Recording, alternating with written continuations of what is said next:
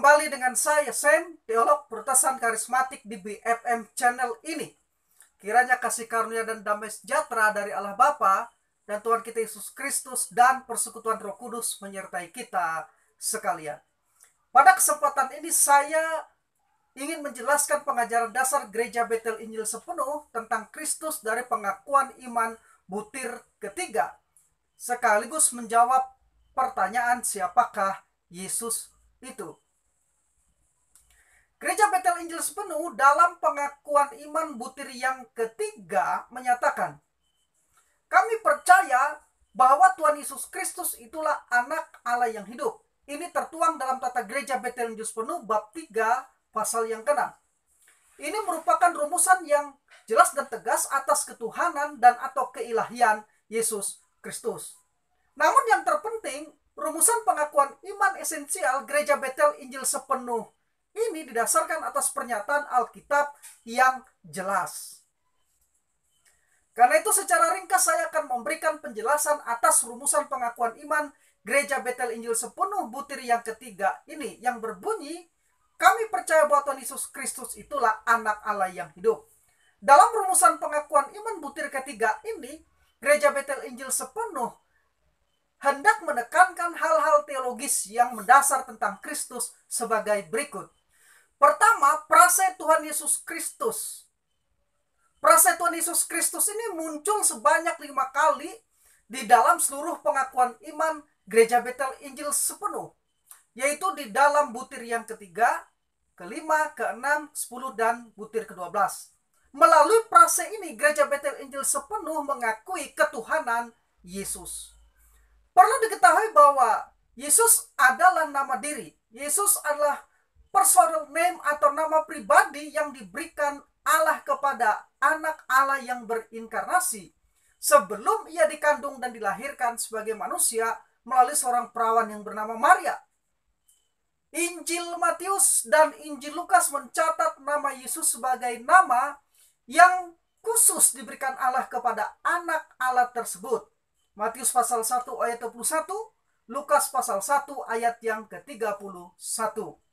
Nama Yesus berasal dari kata Yunani Yesus, paralel dengan kata Ibrani Joshua atau Jesua, yang berarti Yahweh atau Tuhan adalah keselamatan. Bisa dilihat di Yosua pasal 1 ayat 1, Ezra 2 ayat 7, Zakaria 3 ayat yang pertama. Pada umumnya dalam kultur masyarakat Yahudi, nama seseorang cenderung dihubungkan dengan arti atau makna tertentu.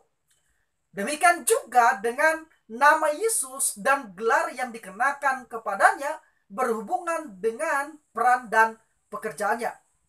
Secara etimologi, nama Jehoshua berasal dari kata Ibrani Yasa yang artinya menyelamatkan. Kata kerja Yasa menjadi landasan teologis untuk nama Yesus yang artinya Yahweh adalah keselamatan. Nama Yesus diberikan kepadanya karena dialah yang melaksanakan program penyelamatan umat manusia. Matius 1 ayat 21. Sebab itu ketika Yesus lahir, maka para malaikat memujinya sebagai juru selamat manusia. Lukas 2 ayat 11 dan 14. Bahkan orang-orang Majus datang menyembah dia sebagai raja penyelamat. Matius 2 ayat yang ke-11. Itu sebabnya malaikat mendesak Yusuf supaya tidak ragu-ragu mengambil Maria menjadi istrinya dan menamai anak yang dikandung dan dilahirkan oleh Maria itu dengan nama Yesus. Karena ia akan menyelamatkan manusia yang berdosa. Matius 1 ayat 21. Jadi bisa dikatakan bahwa nama Yesus adalah nama anak Allah dalam kemanusiaannya. Nah, berbeda dengan nama Yesus sebagai nama diri, maka sebutan Kristus adalah gelar mesianik bagi Yesus. Istilah Kristus berasal dari kata Yunani Kristos yang setara dengan bentuk Ibrani Masiah di dalam perjanjian lama yang berarti yang diurapi. Tradisi pengurapan dalam perjanjian lama pada umumnya berhubungan dengan pengangkatan seorang raja, seperti pengurapan terhadap Saul 1 Samuel 10 ayat 1, Daud 1 Samuel 16 ayat 13, Salomo 1 Raja-Raja 1 ayat yang ke-39 dan raja-raja lainnya. Kelihatannya hanya satu kali pengurapan yang dihubungkan dengan seorang nabi. Di 1 Raja-Raja pasal 19 ayat yang ke-16. Di dalam perjanjian baru, gelar Mesias hanya dipakai untuk Kristus. Fakta historis ini menyatakan bahwa Mesias perjanjian lama diurapi oleh manusia. Tetapi Kristus sebagai Mesias diurapi langsung oleh Allah sendiri sebagai Raja Maha Besar. Kristus ditetapkan untuk diurapi dan menerima gelar Mesiasnya sejak kekekalan. Tetapi secara historis, pengurapannya diteguhkan dalam peristiwa baptisannya. Keempat kitab Injil mencatat peristiwa ini. Matius 3 ayat 16, Markus 1 ayat 10, Lukas 3 ayat 22, dan Yohanes 1 ayat 32, Yohanes 3 ayat yang ke-34. Pengurapan ini berlaku untuk memberikan kualifikasi bagi Yesus untuk melaksanakan tugasnya yang besar.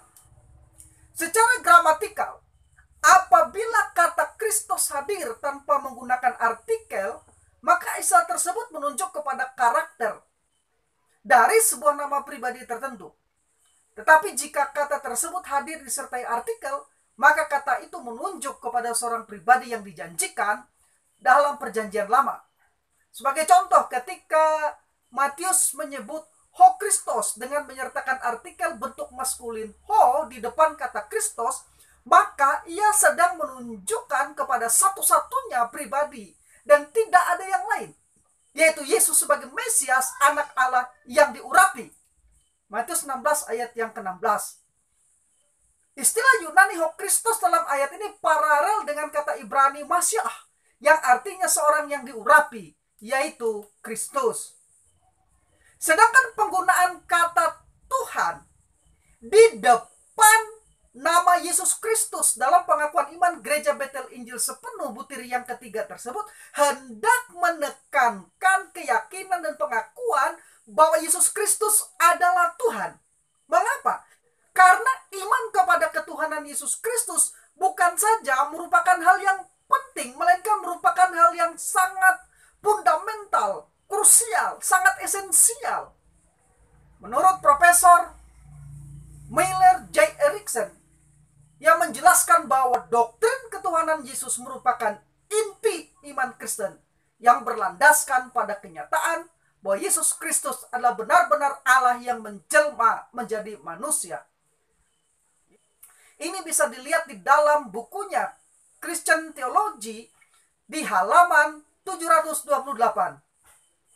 Keyakinan bahwa Kristus adalah Tuhan bukan hanya karena telah diteguhkan dalam konsili-konsili gereja di abad ketiga sampai dengan abad kelima, melainkan karena Alkitab menyatakan dan mengakuinya demikian.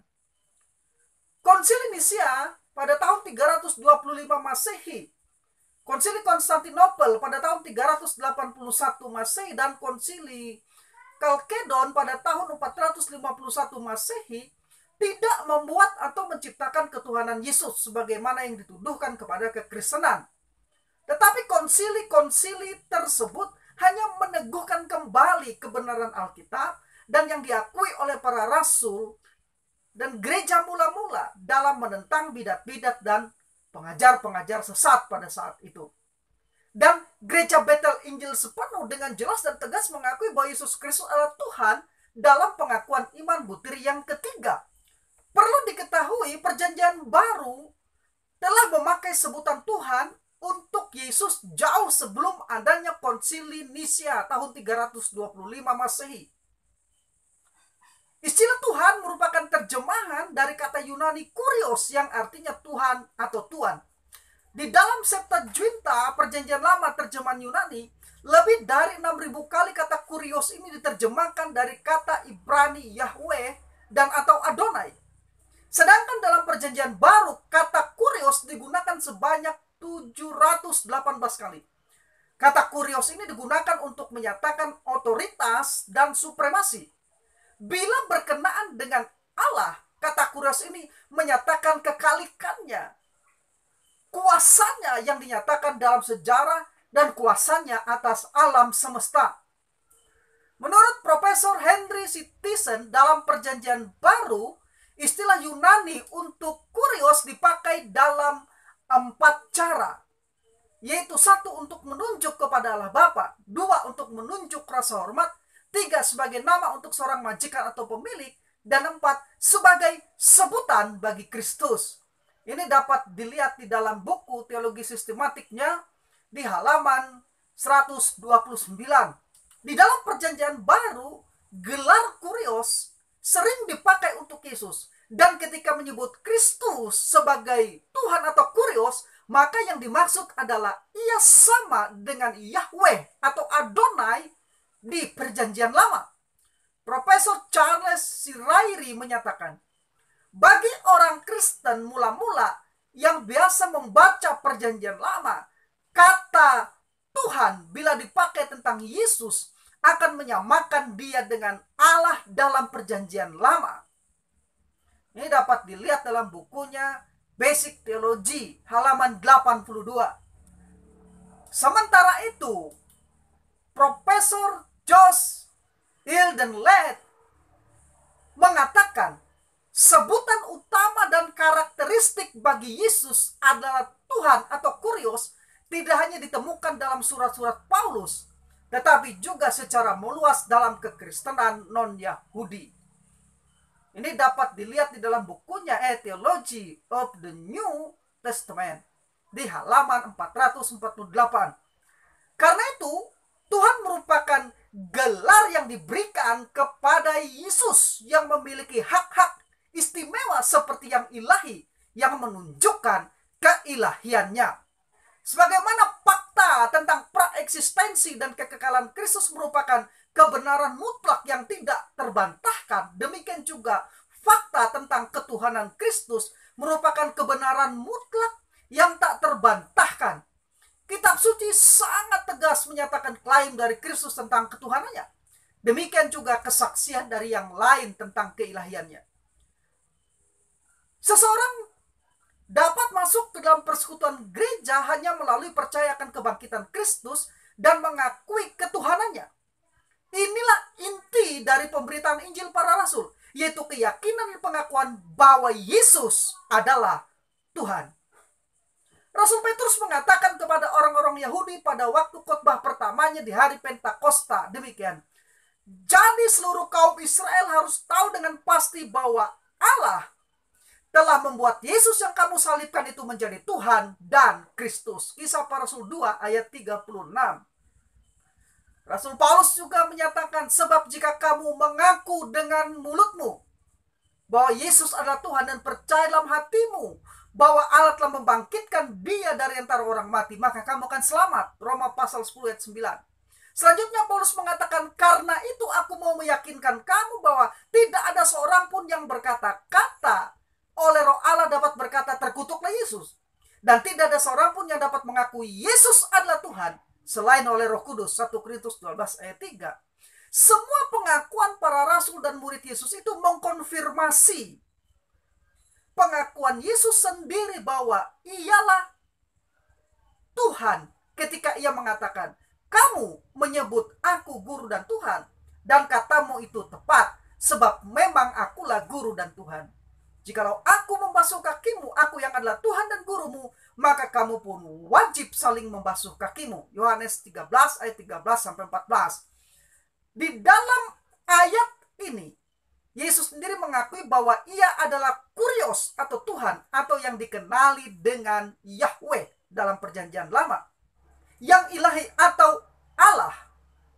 Jadi ringkasnya, dalam gereja mula-mula kita melihat bahwa satu, seseorang dapat mengakui ketuhanan Yesus Kristus dengan tulus karena digerakkan oleh Roh Kudus. Dua, mengakui Yesus sebagai Tuhan merupakan suatu pengalaman pribadi. Dan yang ketiga, mengakui Yesus sebagai Tuhan karena telah menerima dengan keyakinan bahwa Yesus Kristus adalah Tuhan. Dan bagi kita saat ini, iman kepada ketuhanan Kristus bukan saja merupakan hal yang penting, melainkan merupakan hal yang sangat krusial dan esensial. Ini merupakan hal yang paling mendasar, fundamental di dalam kepercayaan Kristen. Keyakinan kepada ketuhanan Yesus Kristus. Karena itulah gereja Betel Injil sepenuh dengan jelas dan tegas mengakui bahwa Yesus Kristus adalah Tuhan dalam pengakuan iman butir yang ketiga.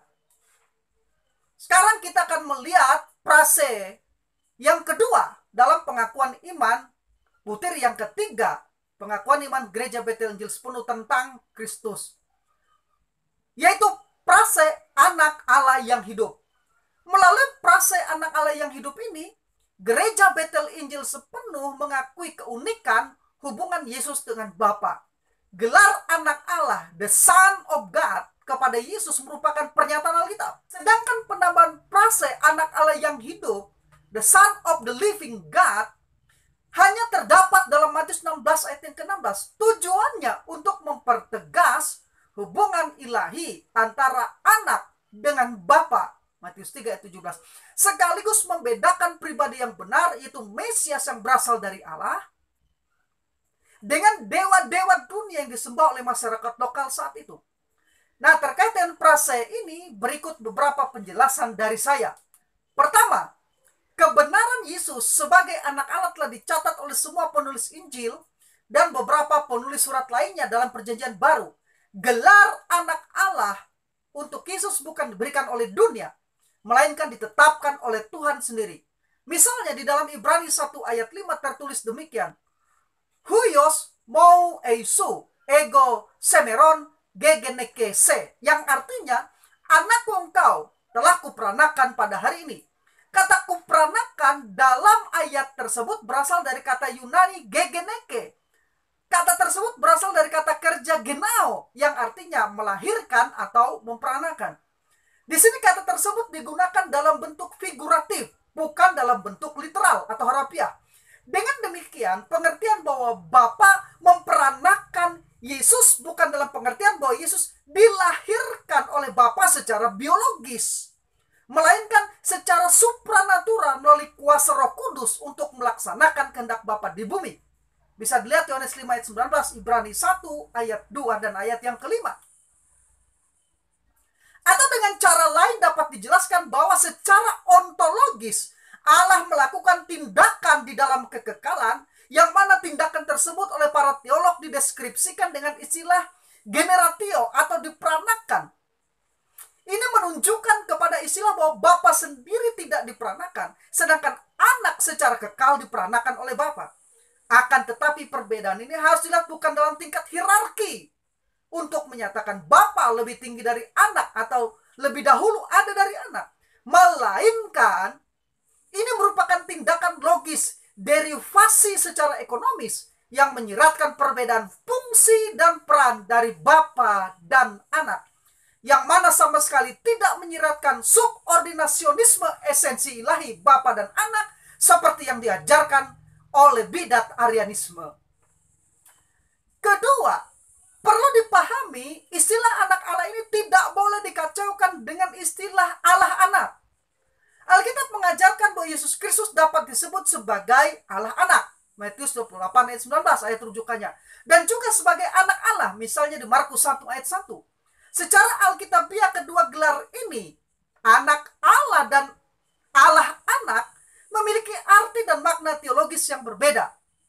Gelar anak Allah menyatakan hubungan ilahi secara horizontal dengan Bapa dan Roh Kudus dalam Trinitas Kudus. Artinya anak adalah Allah yang setara dengan Bapa dan Roh Kudus yang juga adalah Allah. Roma 9 ayat 5, Yohanes 1 ayat 18, Kisah para Rasul 5 ayat 3 sampai 4. Sedangkan gelar anak Allah pada umumnya menyatakan hubungan ilahi yang unik secara vertikal antara Bapa dengan Yesus sebagai anak.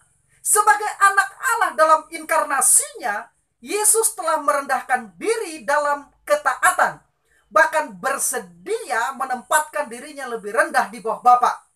Istilah teologis yang dipakai untuk menjelaskan ketaatan Kristus kepada Bapa adalah subsistensi Kristus. Subsistensi Kristus tidaklah sama artinya dengan ketidaksederajatan Kristus dengan Bapa. Ketiga pribadi Allah Trinitas adalah sederajat di dalam natur, kuasa, kehormatan, dan kemuliaannya.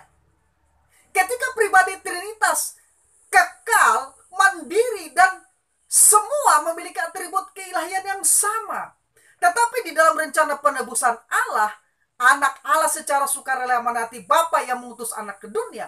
Anak Allah dengan taat datang ke dunia melakukan kehendak Bapa. Tetapi ketaatan yang dilakukan oleh anak kepada Bapa bukan merupakan ketaatan yang menyatakan bahwa anak lebih rendah dari derajatnya dari Bapa. Tidak. Karena Bapa dan anak memiliki kemuliaan dan kehendak yang sama.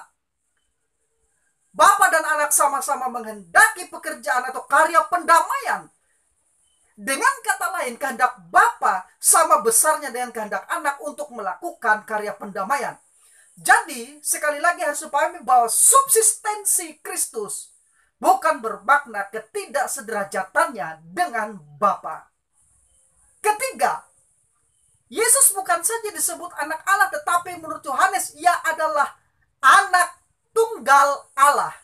Bisa dilihat Yohanes 3 ayat 16 dan ayat 18. Istilah anak tunggal atau kata Yunaninya monogenes dalam Yohanes 1 ayat 14 dan ayat 18, Yohanes 3 ayat 16 dan 1 Yohanes 4 ayat 9 tidak berarti titik awal dalam waktu, tetapi Yesus adalah anak tunggal Allah yang unik. Hanya satu-satunya dan tidak ada yang lain sejenis dia. Satu-satunya contoh dari kategorinya. Jadi anak tunggal digunakan untuk menandai keunikan Yesus di atas semua keberadaan di dunia dan di surga. Rasul Yohanes menjabarkan kemuliaan yang terpancar pada keunikan Putra Allah. Tidak ada siapapun yang memancarkan kemuliaan Allah. Yohanes 1 ayat 14. Lebih dari itu, anak menjelaskan Bapa, di mana tidak ada siapapun kecuali anak yang dapat menjelaskan Bapa. Anak Allah yang unik yang Allah utus ke dunia. Yohanes 3 ayat yang ke-16. Jadi anak tunggal Allah tidak berarti menjadi berada, tetapi mengekspresikan keunikan dari pribadi itu. Kristus adalah unik sebagai anak Allah yang diutus oleh Bapa dari surga. Keempat, istilah anak Allah juga menjelaskan bahwa Yesus adalah Allah sejati. Bapa sendiri yang menyatakan dan menegaskan anak sesungguhnya adalah Allah yang kekal. Kebenaran ini ditulis oleh penulis kitab Ibrani demikian. Hotronos sau ho theos eiston aiona tau aionos, yang berarti tahtamu ya Allah tetap untuk seterusnya dan selamanya. Ibrani 1 ayat 8. Berdasarkan pengakuan Bapa tersebut dapat dikatakan bahwa tidak dapat diragukan lagi, Yesus adalah Allah. Artinya Yesus memiliki esensi, memiliki hakikat ilahi yang sama dengan Bapa. Karena dia adalah Allah, maka Yesus dapat berkata begini, ego kai pater semen hen, atau aku dan Bapa adalah satu dalam Yohanes 10 ayat 30.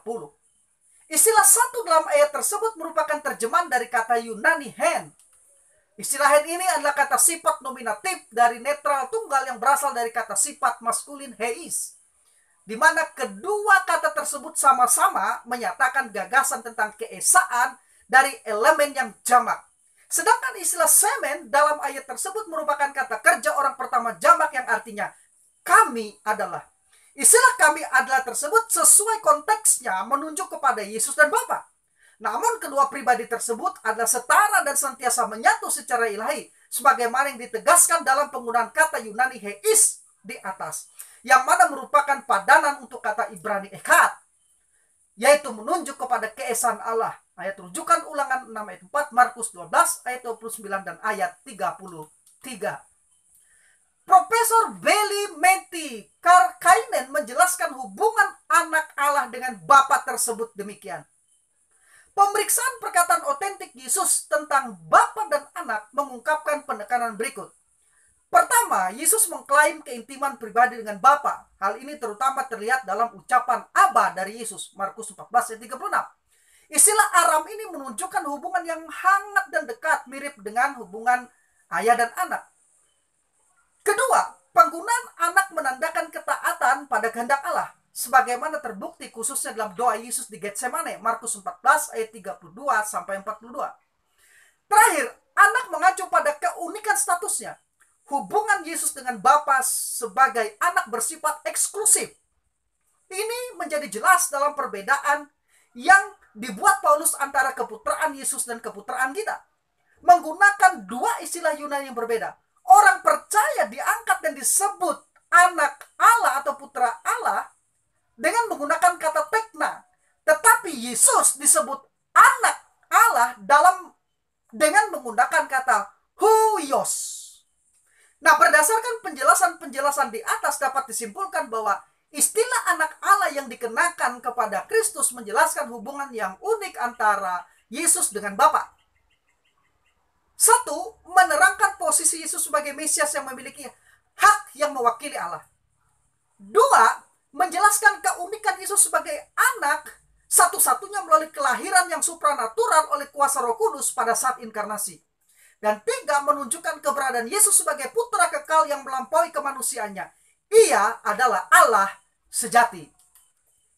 Dengan demikian, kesimpulannya, rumusan pengakuan iman Gereja Bethel Injil sepenuh, kami percaya bahwa Tuhan Yesus Kristus itulah anak Allah yang hidup, secara jelas dan tegas menekankan ketuhanan dan keilahian Yesus Kristus sebagaimana dinyatakan oleh Alkitab, yang diakui oleh para rasul dan gereja mula-mula, serta diformulasikan dengan jelas dalam konsili-konsili gereja di abad kedua sampai dengan abad kelima.